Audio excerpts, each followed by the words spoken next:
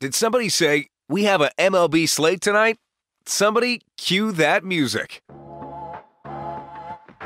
It's that time again, where full-time DFS pros give you what you need to succeed. It doesn't matter if you're shooting for a GPP takedown or trying to build your bankroll by hitting in cash. We've got you covered. No BS, just DFS. Welcome to On the RotoRadar with your hosts, Brittingham T and Two Minds Bluff.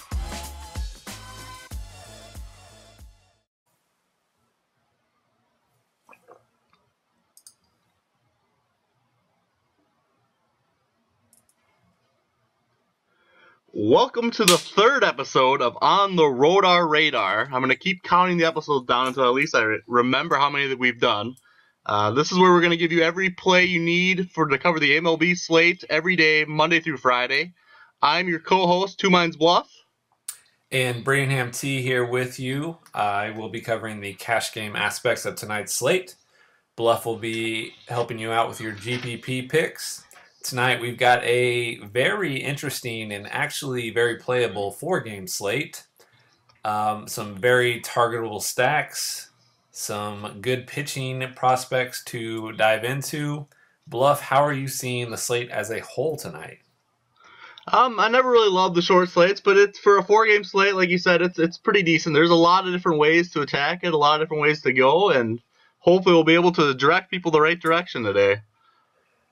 With that being said, let's jump right into it. Our very first game, we have the Boston Red Sox at the Baltimore Orioles. The Red Sox are throwing Eduardo Rodriguez, and the Orioles are throwing Wade Miley. Boston is a minus 110 favorite. The run total is 9.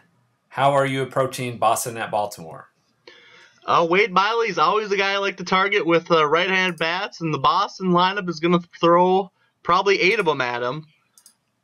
So pretty much like most of these Boston bats in a friendly hitting environment in Baltimore. Mookie's been struggling a little bit lately, just not hitting the ball as hard as he was, but I'm not too worried about it. I think actually, and it's rare for me to say this, but I think Xander is one of my favorite plays on the board. For Edward Rodriguez, Erod, always a big fan of him. I always like taking lefties versus the Orioles, especially lefties that can strike righties out. And Erod does exactly that. He actually strikes righties out at a higher clip than left-handed hitters. I think this is a great spot for him. I don't know if the field's going to go there. I mean, in FanDuel, most people are going to flock to Greinke, so he should have lower ownership. I think he makes a pretty interesting GPP pivot. He's showing the ability to pitch a little deeper lately. He was struggling early in the year with just wasting pitches and running up counts, but he's been more efficient lately. What are your thoughts? This is a good game. First, let's touch on Eduardo Rodriguez, the starter for Boston. He's a lefty. It's an away game in Baltimore, so he's in a hitter's park, which we don't love that, but he pitches in a hitter's park normally, so it's not something that should be overly concerning. He's the third biggest favorite of the slate. It's only minus 110, but he's striking out 23.4% of batters. He's only allowing a 272 WOBA with 5 home runs and 45.1 innings to right-handed bats. And tonight, that's going to be the majority of the lineup he faces. So if he's limiting base runners and limiting the home run, it's a good spot. He's 4-1 on the season. He's got a 2.77 ERA. And this is what is most intriguing about him. He's got 7 quality starts in his last 10 games. And all those quality starts are his last 7 starts. So he started out the season kind of rocky, but his last 7 starts, he's gone 6+ innings in each of those, and it's been a quality start each game, which means 3 runs or less through 6 innings. That's ideal for a starting pitcher in DFS. Now, the Orioles are a good matchup. They strike out 24.4% of the time to left-handed pitching. It's a good spot. On FanDuel, he's going to be very under-owned just because his price point is $9,000, and a lot of people are going to pay up the extra $1,400 to get to Greinke. But on DraftKings, he's $8,900, and he makes for a great SP2 play, and possibly even pairing him with a guy we're going to talk about later, Marco Estrada, or pairing him with Greinke. It's not out of the realm. So Eduardo Rodriguez is going to be very, very popular tonight in cash and on both sides, although he'll be more popular on DraftKings. As far as the hitters go, all of the Boston right-hand bats are in play. A lot of people may be down on them after they got kind of shut down by Pelfrey yesterday, who went 6 innings and gave up 0 runs, but then they poured on 4 on the reliever. So the Red Sox are still an offense that's to target. Today, they're the away team. They are projected for 4.56 runs, which is the second highest.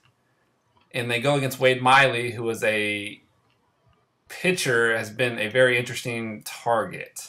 Wade Miley is only allowing a fly ball rate of 24.2%. But when he does get hit, he's giving up a hard hit of 37.9%. He's walking 13% of the batters he faces. So the only issue I have with going all out on the Boston right-handed bats, going all in on Mookie Betts, Hanley Ramirez, Josh Richardson if he's hitting second, Chris Young if he's hitting fifth. The only issue I have is we want big events in DFS. Do you think they get the home run tonight, or do you think it's going to be a lot of walks, singles, and just not a stack that you want to go all in on? In a 4-game slate, obviously to win GPPs, you got to hit the home, you got to hit on the players that hit the home runs. This Boston lineup this year hasn't shown that much power. I think it's there. It just hasn't revealed itself yet. I mean, when I was looking at them the other day, and there was nothing, especially against left-hand pitching, that really makes me think they're going to continue to not flash home run upside. So I'm not too concerned there. A couple other things on Wade Miley, and you mentioned his walks. He is got the worst first pitch strike rate the last 30 days of anyone on the slate. It's under 50%, and his walk rate is just climbing. His hard hit contact the last 30 days is way up compared to what it was in his early starts. It's almost 40% the last 30. And so I mean everything there signifies to me he's going to get hit hard tonight. And he has only given up 6 homers to right-hand bats so far this year in 44 innings. So it's not as many as you would expect just from the Wade Miley name. And obviously, he has been doing a good job getting ground balls, but he's going to continue to get hit hard. This Boston's lineup, even though it hasn't shown it, can get the ball in the air, and I think they're in a great spot to finally show some of that power tonight. Well, let me touch on the guys that are going to be popular in cash games. Number 1, Mookie Betts is going to be really high owned on both sides because pitching is not that expensive today, so you can fit the big-time bat. So Mookie Betts hitting leadoff is going to be super high owned with the platoon advantage as the away team. Now, first base is going to be interesting. Hanley Ramirez is going to get a lot of love because anytime he faces off against a lefty, Ramirez this season has a 419 WOBA and a 306 ISO against left-handed pitching.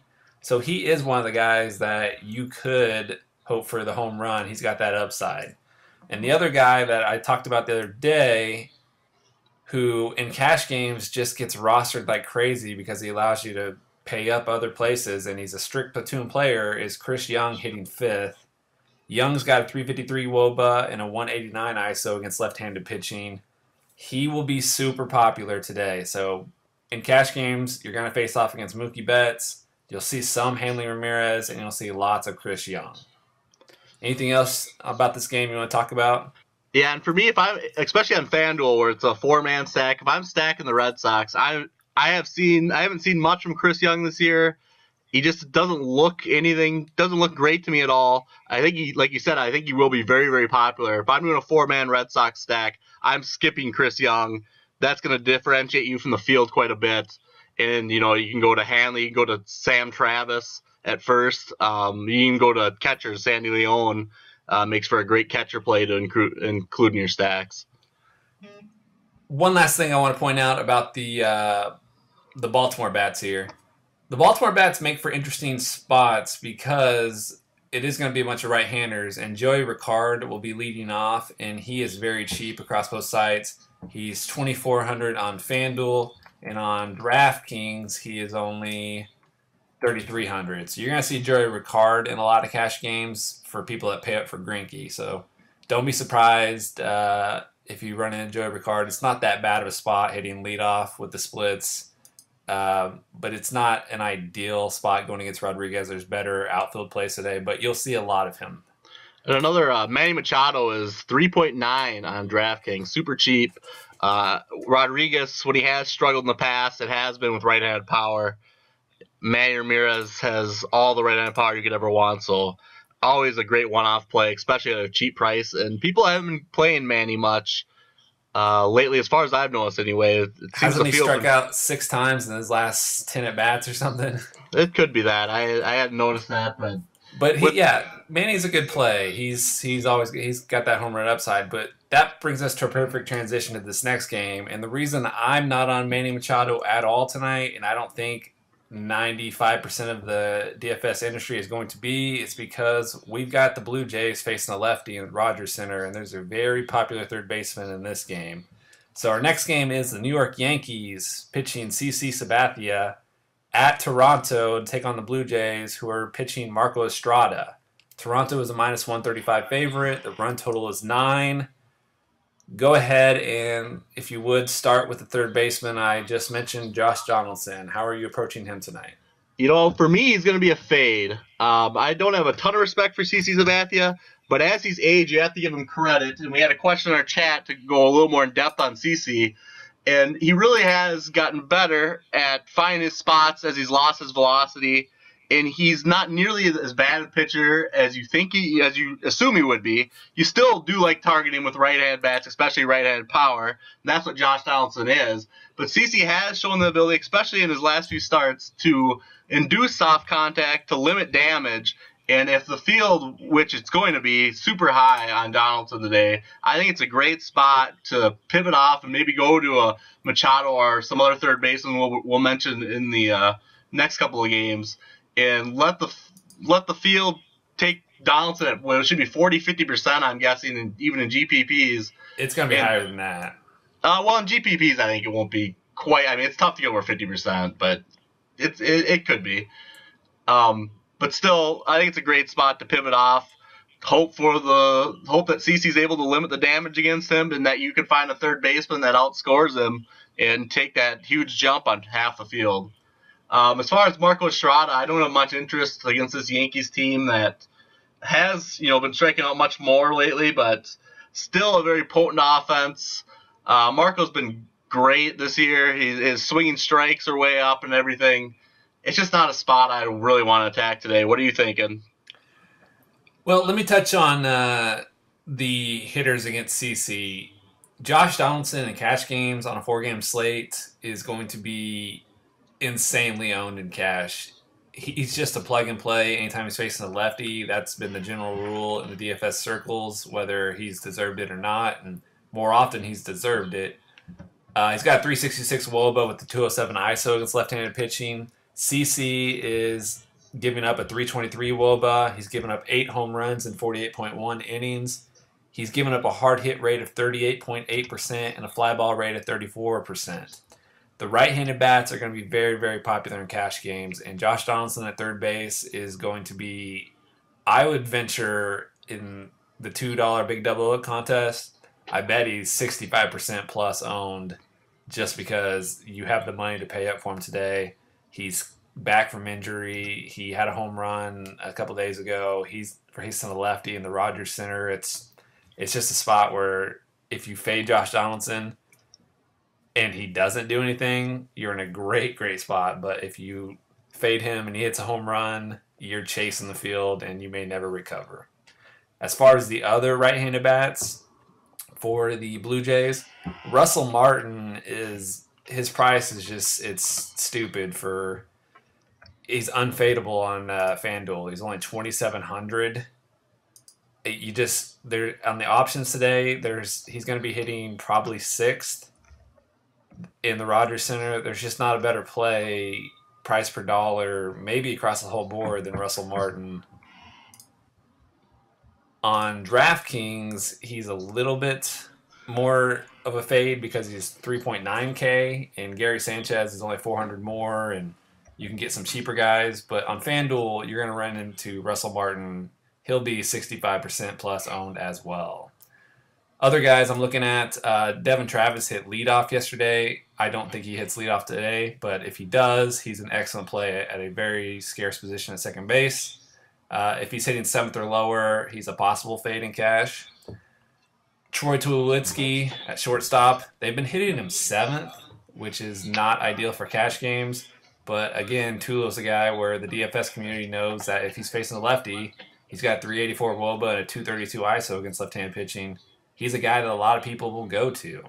So I could see Tulowitzki showing up in cash games. And finally, a guy I think who the outfielders, Kevin Pillar, is just too cheap on DraftKings. He's going to be a 65% owned guy on this 4-game slate. He's only 3,500. He'll be hitting leadoff for the Blue Jays. I guess we buried the lead. The Blue Jays have the highest projected team total at 4.71 runs. So they're going to be the popular offense to stack. Jose Bautista.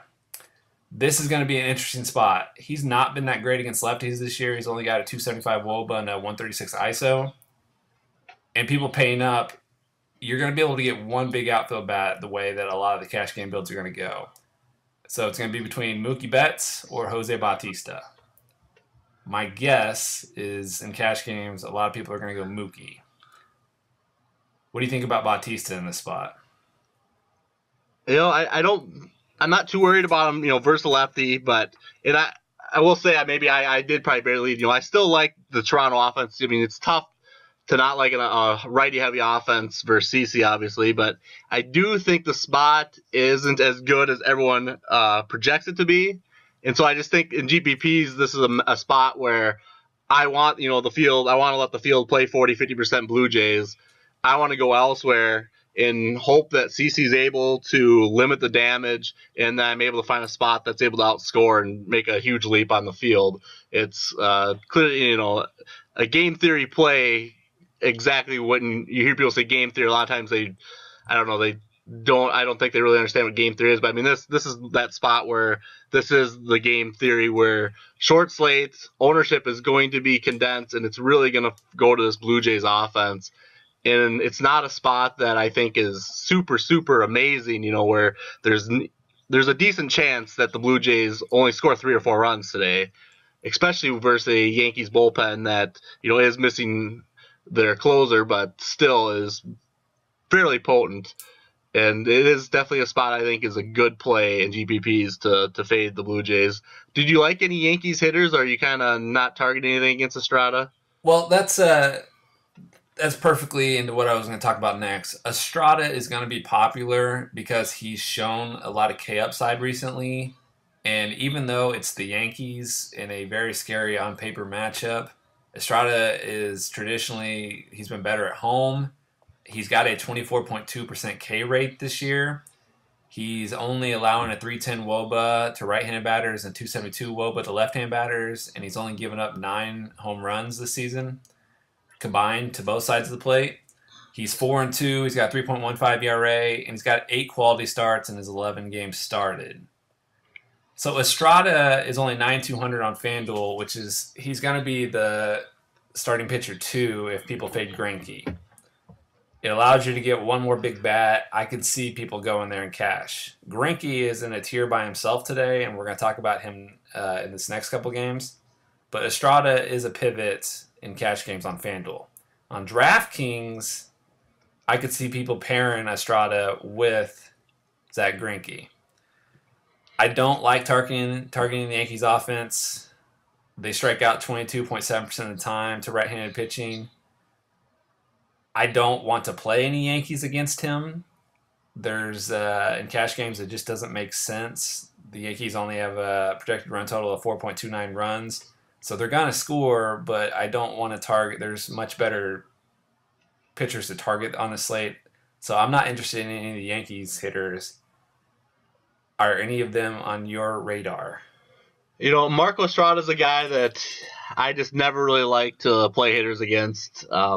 He's, especially, in the prior years, he's always a guy that I think I did, and I think a lot of other people around DFS always thought was outperforming his metrics.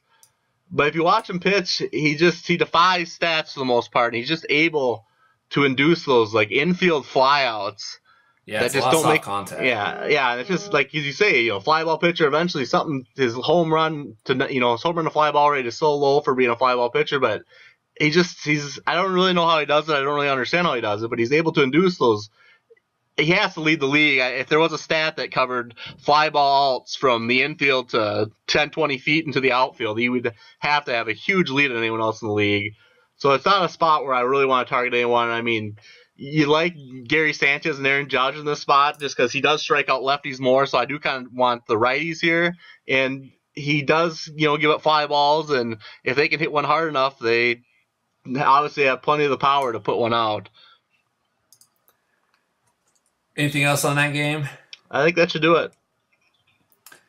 Well, that brings us to our next game and pitcher we just mentioned. Our next matchup is the Arizona Diamondbacks, who are pitching Zach Greinke at the Miami Marlins, who are taking on Jeff Locke. Locke making his first appearance in 2017 for the Marlins. This is an interesting opening line. Vegas only has Arizona as a -108 favorite. The run total is the lowest of the day at 8. I don't really know how to read into that. What are you seeing in this matchup with Zach Greinke taking on Jeff Locke? Yeah, I don't understand the line either. I think Greinke should be like -200. I think Locke's gonna get hit hard. You have to love Greinke in a pitcher's park. I mean, the Marlins offense has been hot. It's never all season. It's never been offense I like to target a ton. It doesn't offer you that strikeout upside normally. But the way Greinke's been pitching, to me, it really doesn't matter what lineup you get thrown out in front of him, just because he can have that huge K upside at any spot. So he's obviously my favorite pitcher on the slate. He's everyone's favorite pitcher on the slate. I mean, there's no hot take here, but I really think it's a tough place to fade, especially on DraftKings where you have to go 2 pitchers. I just think he's going to outscore everyone else on the slate by such a large margin that it doesn't make any sense to fade.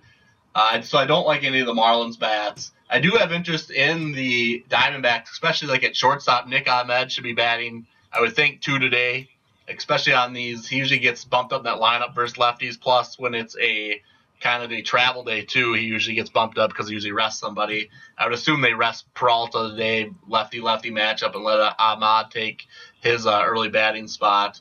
I also love Tomas versus Jeff Locke, more of a ground ball pitcher. I always love Tomas versus ground ball pitchers. He's always shown good history. And then Goldschmidt, always a great play, especially versus a below-average left-hand pitcher. What are your thoughts? It's weird. Vegas is giving Jeff Locke a lot of respect, and I don't get it. The Diamondbacks opened up with the second lowest run total at 4.05 runs. I don't quite get it. Diamondbacks against a lefty have been a thing, and I get it's a park downshift for them going to Miami, but Jeff Locke hasn't been good. This is his first start of the season. Last season, in 2016, he allowed a 372 WOBA with 13 home runs and 89.1 innings. Hard hit rate at 34.9%. And the key for me in targeting a lot of these bats that I love when I'm looking for cash game plays against the pitcher, Jeff Locke is only striking out 12.8% of right-handed bats. So that puts into play big power swingers like Yasmani Tomas. You mentioned he's going to be popular in cash. He's a mid-priced outfielder, and if you're not striking out Tomas, he's got the power that he's going to damage you. Obviously, the first base, the top tier, is Paul Goldschmidt. Anytime Goldschmidt faces a lefty, he's got 435 WOBA and 229 ISO against left-hand pitching. Goldschmidt's tough to get up to because he costs a lot, but anytime you get Goldschmidt versus a lefty, he's the top play. Second base, if you get Brandon Drury in the lineup, if he's hitting anywhere in the order, he's in play. He's been good against lefties. At shortstop, you're going to have to make a decision because Chris Owings and Nick Ahmed are both shortstop eligible, and both are going to be they've been hitting them 2 and 4, respectively, when they face a lefty, and both have speed upside. Both have been good against lefties. You're going to want to play one of those 2 at the shortstop spot.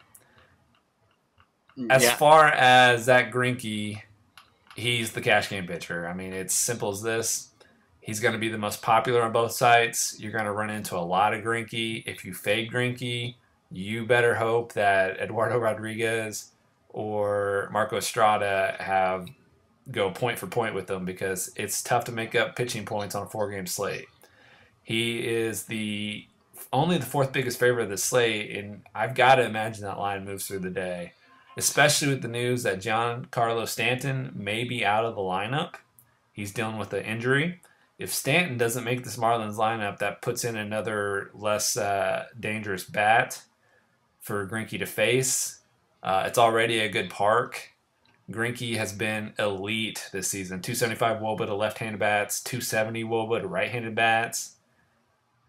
It's just Greinke's the guy as far as if you want to fade him, fade at your own risk. But the right-handed bats, any of them are in play for the Diamondbacks. Greinke's the cash game pitcher. That's all I've got from this game. I don't want to deal with any of the Marlins. Anything else you want to add? Yeah, I will say I want Stanton in the lineup if I'm playing Greinke, just because I want the K upside. The strikeouts. Yeah. See, and I'm conflicted on that, because he's the one guy that I think could damage, just because he does have that home run swing, but he also is a guy that could strike out 3 times. So it's conflicting, but I mean, you got to think overall it's a net downgrade for the Marlins offense if he's not in the lineup, just for run scoring metrics. But I see your point. Yeah, it's definitely a trade-off. It definitely lowers their projected runs. You'll probably get, I guess, Ichiro in the lineup, who is a very, very tough strikeout. Yeah, he's annoying anytime you take a picture against him. So it's something to keep an eye on. Yeah, but, I will also mention, it's one thing that's nice about DraftKings. You talked about Matt and Owens. Owens is shortstop and outfielder eligible on DraftKings, so one of the spots where you can play both of them. But obviously, FanDuel. Those guys will be very, very popular then. If you can get Owens in the outfield hitting, especially if he's hitting cleanup behind. See, the thing about those two guys is when they get moved up in the order against a lefty, if you get Ahmed in front of Goldschmidt, they have to throw him pitches. And then if you get Goldschmidt in front of Owens, and he'll have so many RBI upside opportunities, it's just a great spot for those guys, and they come in at a discount price because they're not usually hitting 2 and 4. Yeah, and I don't know how popular the Diamondbacks are going to be. I mean, people don't love to play Arizona outside of Chase, and especially I think with the field flocking to Toronto and the Red Sox, I think these Diamondback bats, especially relative to the other two popular teams, are going to be severely lower owned. Yeah, that's a great point. Moving on, our next game and last game of the slate, we have the Minnesota Twins and Adalberto Mejia going to Los Angeles to take on the Angels of Anaheim and Alex Mayer. The Angels are minus 117 favorites. The run total is 8.5. Lots to talk about in this game. What do you think, Bluff? Yeah, I think it's a great spot for the Twins bats. Alex Meyer has been better lately, but he still struggles with control. This Twins team has been very patient at the plate this year. Wait. You say struggles with control. You've got to tell him how bad he struggles with. Have you seen his walk rate? Yeah, it's been it has been better lately since he came back, has it not? I mean, obviously it's still. I was going to pull up his game log here. Maybe I'm not. This is his first game back from the DL. He has walked. In all of his starts this year, he's walked at least 2, and he's walked up to 5. Yeah, he's he a did guy walk 4 that's going to last. put you on base. He's going to put you on base. Yeah, and that's exactly why I like this Twins team. A patient team. They do have stolen base upside. In Dozier, Kepler, Polanco, Rosario, Buxton can all steal when they get on base, which really helps you out if you're stacking this spot. He has been much worse against lefties. So if you're looking for the homer, the power, the guy knocking it in, Kepler's in a great spot where he can walk, get on base and steal, or he could, hit the line drive doubles that he loves to do to the gaps, and also maybe even get a hold of one down the line in LA. Joe Mauer, surprisingly, has been just crushing the ball lately, really showing almost a resurgence. He's even flashed power to the opposite field, power. He's pulling balls to the gaps. it's amazing actually to watch him. I mean, he looks he's not Joe Mauer singles hitter that everybody was afraid of the last couple of years. That's not him this year. Yeah, so I mean, we used to just be able to write him off completely for DFS because he just offered nothing that we wanted because all he did was get singles and walk. He does not like to swing. But now with what he's showing lately, I think he's always firmly in play. His price is up super high on DraftKings today for Joe Mauer, but I think it's the first time I've seen him more 4K. But I mean, he's gonna be batting 2 or 3 versus a guy that's Meyer on the season's got a 6.19 xFIP versus left hand, and he's giving it up, every which way to him, plus walking them, and that Mauer's great at taking walks when he's giving them.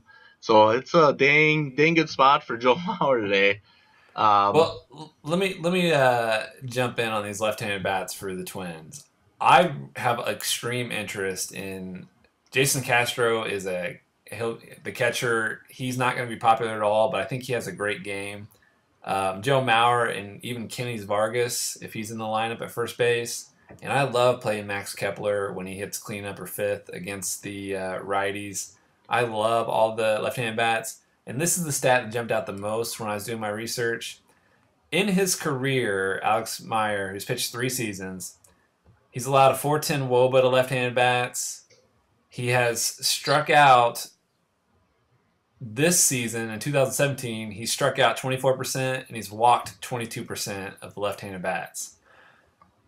That is such a unique ratio for a starting pitcher that if you can get, I don't know if it's a stacking situation because a lot, like as you mentioned, a lot of people are going to be on Toronto and Boston today, and we even talked about the Diamondbacks being a great spot. But man, these left-handed bats for the Twins are set up for good getting on base and RBI, run scoring, even home run potential tonight against Mayer. Yeah, I mean, I think it really makes for a great stack on FanDuel where you're not as much relying on the homer because runs and RBIs are worth so much more than they are on DraftKings.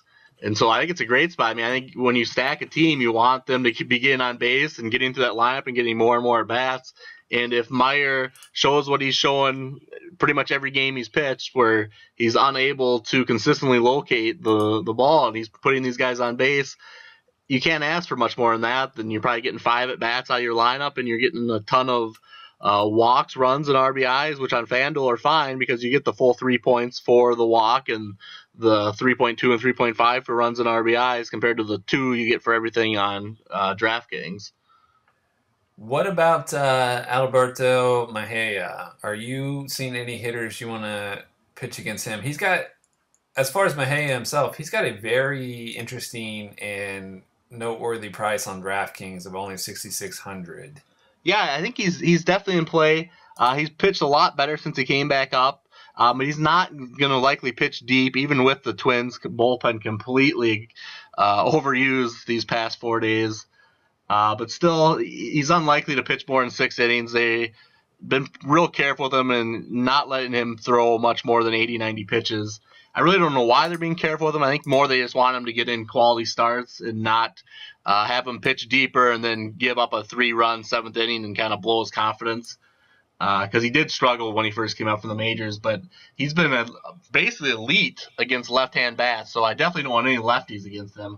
The Angels do not have many lefties, so I mean the only one that does is Cole. He just X out Cole Calhoun, and I would probably think he probably sits today. Valbuena too. Yeah. I'm guessing Marte. I think Marte's hasn't been optioned in the minors, at least that I never saw. No, he was in the lineup the other day. He should be in tonight. So I'm guessing he'll be in for Valbuena, and I'm guessing Cole Calhoun will probably sit today too. And so that means I think we probably see Eric Young batting leadoff today. And that's an interesting spot. Yeah, this is where the right-handed bats are interesting for the Angels. A lot of the DFS industry is picking up on the Angels without Mike Trout offense. People will attack them. I don't think it's as great of a spot just because they don't strike out as much. But especially in cash games, Martin Maldonado, the catcher for the Angels, if he's hitting 5th again, he'll be very popular on DraftKings because he's significantly cheaper than Russell Martin. On FanDuel, it's just Russell Martin because of the price. But on DraftKings, you're saving $1,100 in salary if you go Martin Maldonado. And Mejia has been solid lately, but he's still on the season allowing a fly ball rate of 43.9%.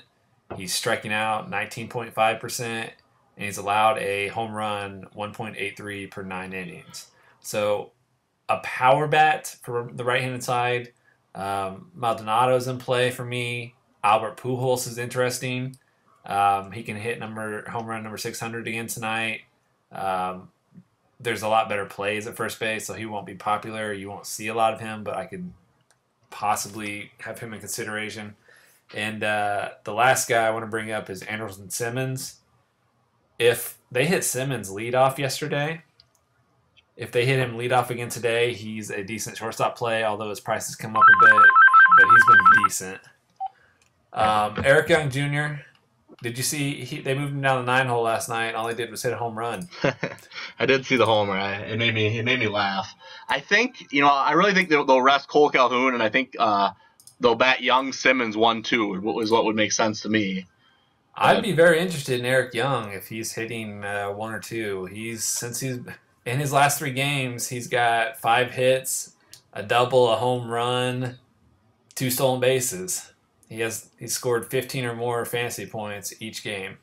Yeah, I will say, Mejia has looked like a completely different pitcher since he came back up from the minors, and he's really painting the corners, locating his pitches, and has a much better pitch mix. But yeah, he still can struggle and serve it up to righties. So, like you said, I have interest in Pujols, and actually, going to be super, super low owned will be Jeffrey Marte. If he's batting cleanup, he's got the power that you're looking for, and he could put up a monster game at first base with no one else on him. You could get that a homer or even 2 homers, or you could have a big game, especially if Mejia struggles and they get into that bullpen early, because that bullpen is completely worthless right now. Well, interestingly enough, here Marte is he's a first base on DraftKings. On FanDuel, he's third base eligible. And he is significantly cheaper than Josh Donaldson. He's $2,700. Donaldson is $4,100. So if you want to save money and differentiate yourself in the cash games, if you plug in a Jeffrey Marte, you are either going to win or lose based on third base almost, because you're getting a major salary saver for a guy that's in a pretty good spot if you think about it. Agreed. Anything else you want to touch about on this game before we sum up the slate? I think that should do it. Well, for me, the slate is simple in cash games. You're going to run into Zach Greinke all over the place. On FanDuel, he's the SP1. On DraftKings, people are going to pair Greinke with Eduardo Rodriguez or Marco Estrada. Some people will be bold and put Mejia in there just because of his price point. But those are your pitching spots. You're going to see lots of Toronto bats, the right-handed ones, lots of Boston bats, the right-handed ones, lots of Arizona Diamondbacks, the right-handed ones, and we've identified some good Minnesota Twins plays who I think will be also popular in cash. From GPP, what do you got? For me, it's going to be Greinke and Erod way ahead of the field. Those 2 pitchers really stand out. And then like I mentioned before, I'm going to be probably staying completely away from the Blue Jays bats. I think they're going to be super, super high owned in GPPs, and it may not be the most comfortable sweat in the world, but I will fade them and just pray that we can see CC locate today, not get blown up and able to go, 6-7 innings, only giving up 3 or 4 runs, maybe even much less, and hope we can find spots to just pass the field with pivoting off all those Blue Jays bats. And I love the Red Sox. Big fan of the D-backs, who I don't think are going to be that high owned, especially with everyone flocking to the Jays and the Red Sox.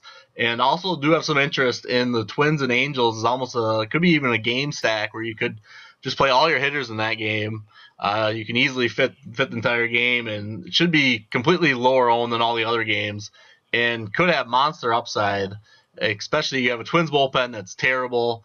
Alex, is it Meyer or is it Mayer? I'm not sure. I've just called him. I should, as a Twins fan, I should know how to pronounce his name, but the MEYE part is, I believe it could probably go both ways depending on where part of the country you're from. But yeah, anyway, the right hand bats from the Angels, like we said, mixed with the Twins, I think, makes for an interesting low-owned game stack and a game that could easily end up being the highest scoring game of the night, especially if you get into both these bullpens. I think that should pretty much wrap up the slate. Unless you have any final thoughts? That's it for the slates. Let's get to our player draft. Today, I'm going to make it I get to go first. Yeah, you're going for 3 wins in a row here. Matt Kemp alone outscored my entire team. I think you won. Well, I got a Kevin Kiermaier home run too. Yeah, you didn't need it. You won 43-16. Matt Kemp's 17 was enough. Today, I am going with my first pick. He's going to be the most popular you're going to see in cash games. I'm going with outfielder Mookie Betts against Wade Miley, hitting leadoff in Camden Yards. Mookie Betts against a lefty. You're going to see him all over the place. I don't think he's fadeable today on this slate. I'm going to take Paul Goldschmidt with my first pick. And for my second pick, I'm going to go Brian Dozier. Dozier is interesting. He's not popping in cash game models because builds today aren't including Dozier just because he's so expensive at a bait or at a position where you're not really spending up today in cash games. So that's an interesting pick. Especially he should go ahead. Yeah, he should. Like we said with Meyer, Dozier should be getting on base. And he does offer that big steal upside when he gets on base. He should be looking to run today. So I'm expecting him, to get on base 2 or 3 times and maybe pick up a steal or 2. And he always has that power upside that he can flash. So he just does a little bit of everything. So especially should be pretty low owned as an expensive second baseman. I really like him as a GPP play today. My next hitter pick, I hate keep doing this to you. I promise I'll take a cheap guy next, but you don't sound like you're that high on him. I believe the DFS rules, you just plug in Josh Donaldson versus a lefty. Even the CC sometimes can be a little tricky, but today I'm just plugging in Josh Donaldson versus a lefty. You'll see him in all my lineups. I love Josh Donaldson today. My final pick, I'll go a little cheap to balance out my big guns today. I really like, let's go with Nick Ahmed for the Arizona Diamondbacks, who should be hitting second, hitting in front of Goldschmidt. I love targeting the hitter in front of Goldschmidt just because you cannot avoid that hitter. Pitchers are afraid if they put a base runner on for Goldschmidt, the problems that causes. So I love Nick Ahmed facing off against Jeff Locke, making his first start of the season. I will take shortstop Nick Ahmed. Like the pick, and to continue the tradition of taking less expensive guys here with our last pick, I'm going to grab Jeffrey Marte. I'm going to show the faith in him. It's a good one. And I'm hoping for a homer, maybe even a homer and a double today. And I'm hoping I'm going to play him as my third baseman on FanDuel. And let's hope he's the number 1 third baseman for me, I guess. Do you have any questions that popped up in the chat you want to answer before we wrap up today's pod? We addressed, I think, a little bit the CC Sabathia question we had. We had another one which was what GPPs do I recommend to play? And, that's a tough thing to answer. There's really no perfect answer. I mean, myself, I play the main GPPs, the ones with the huge prize pools. But those are awful if you're trying to build a bankroll. The reason for that is they are super reliant on variance because they are super, super, super top heavy.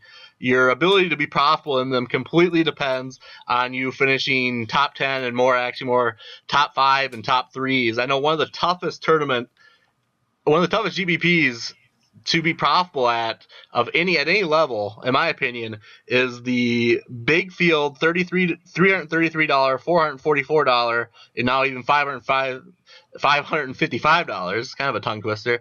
But the reason that is because it's usually on DraftKings. They usually run it either Monday or Tuesday, and then they run on Friday. Pays $100K for first, so a huge portion of the prize pool goes to first. You really hardly even you only 6x your buy-in with you get 10th out of 1,000 people.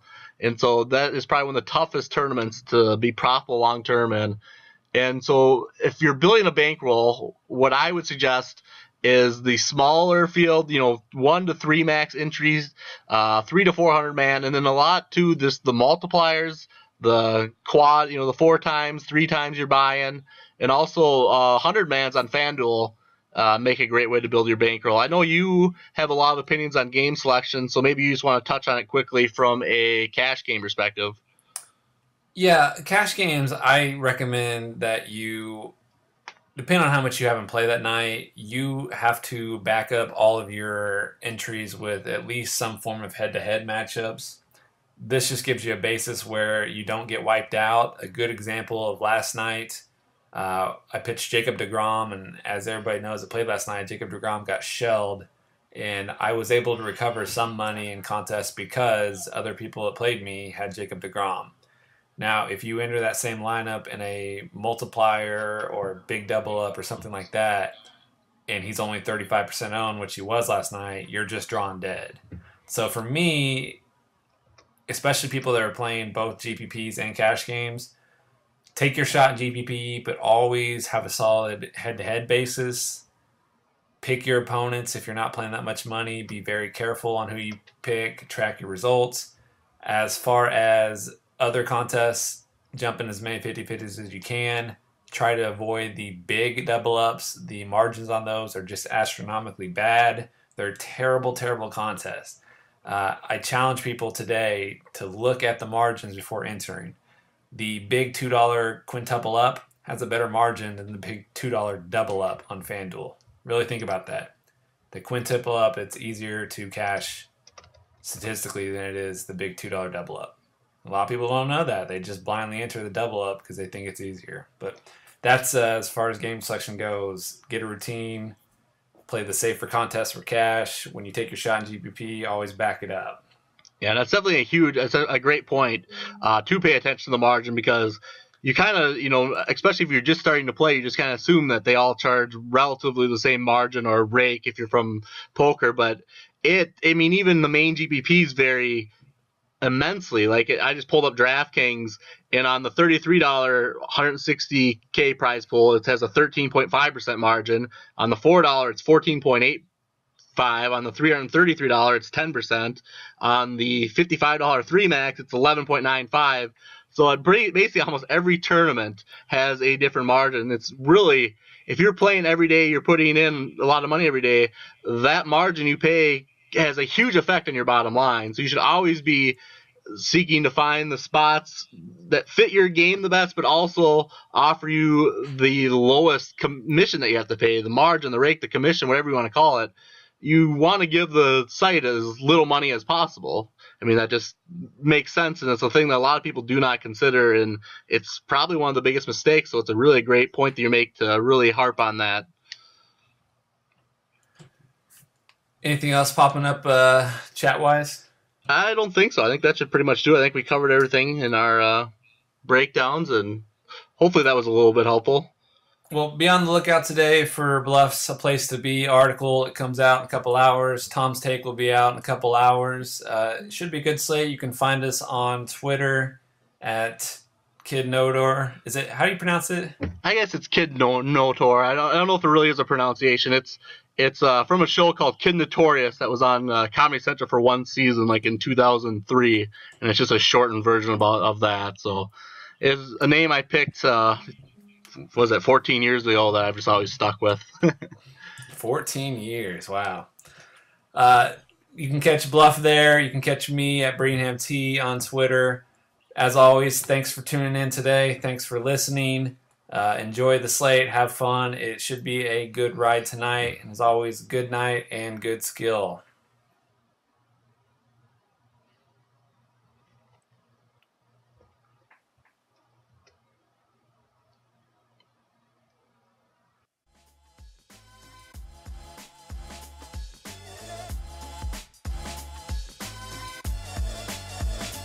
Did you like today's show? Did you find this information to be helpful?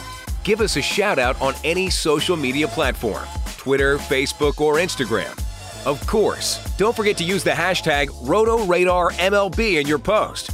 Every time you use that hashtag, you'll get a ticket to our $20,000 raffle in July. You heard that right. $20,000. We appreciate every single one of you for being RotoRadar members. On the RotoRadar will be available for members only Monday to Friday for the remainder of the MLB season. As always, good night and good skill.